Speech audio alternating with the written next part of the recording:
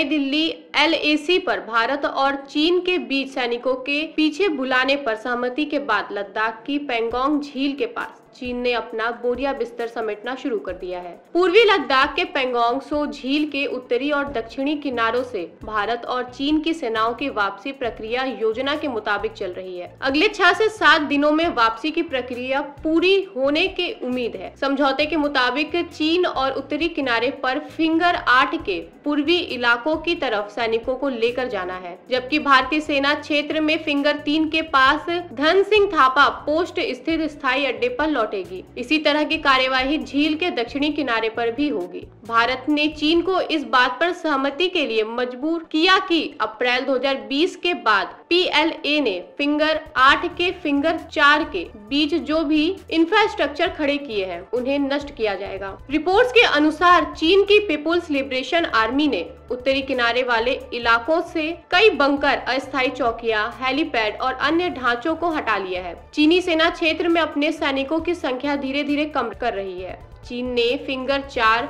और फिंगर 5 के बीच 80 मीटर का साइनेज भी हटा लिया है। इस पर मंदारिन भाषा में संकेतक व मैप भी बने हुए थे। इसे ऐसा डिजाइन किया गया था कि यह आसमान से साफ रूप से दिखाई दे सके। जी हाँ, रिपोर्ट के अनुसार दोनों पक्षों के फील्ड कमांडर लगभग रोजाना बैठक कर रहे हैं ताकि वापसी की प्रक्रिया को आगे बढ़ा सके, जिसे 9 दौर की उच्च स्तरीय सैन्य वार्ता के बाद पिछले हफ्ते अंतिम रूप दिया था। पेंगोंग त्सो के उत्तरी और दक्षिणी किनारों की से वापसी की प्रक्रिया के पूरा होने के लगभग 1 हफ्ते का समय लगेगा और दोनों पक्ष सैनिकों एवं उपकरणों की वापसी प्रक्रिया का वेरीफाई कर रहे हैं। इसके लिए फिजिकल वेरिफिकेशन के साथ ही ड्रोन और सैटेलाइट तस्वीरों की मदद ली जा रही है। 9 महीने के गतिरोध के बाद दोनों देशों की सेनाएं पेंगोंग त्सो के उत्तर और दक्षिणी किनारों की वापसी कर रजामंद हुई। इसके तहत दोनों पक्षों को चरण संबंधित और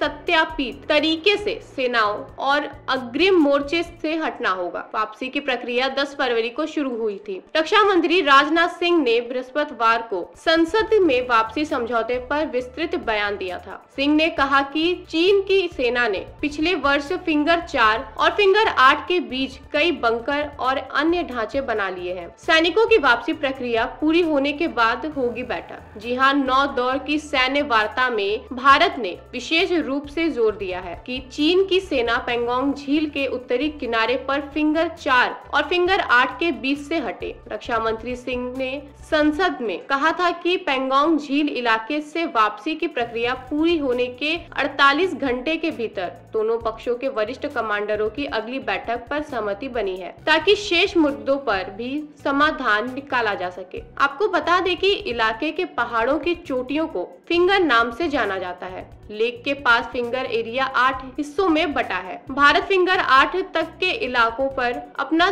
दावा करता है। वहीं चीन ने PLA ने फिंगर 8 से फिंगर 4 के बीच कई इंफ्रास्ट्रक्चर खड़े किए थे। साथ ही फिंगर 4 से आगे भारतीय सैनिकों के गश्त पर भी रोक लगा दी थी। पेश है न्यूज बकेट हिंदी मासिक पत्रिका। पढ़ें इस महीने की पूरी खबर विस्तार से हमारे न्यूज बकेट की मैगजीन में। हमारी मैगजीन को मुफ्त में पढ़ने के लिए अभी लॉग इन करें www.newsbucket.in पर। इसके अलावा रोज की ताज़ा खबरों के लिए हमारे YouTube चैनल को तुरंत सब्सक्राइब करें।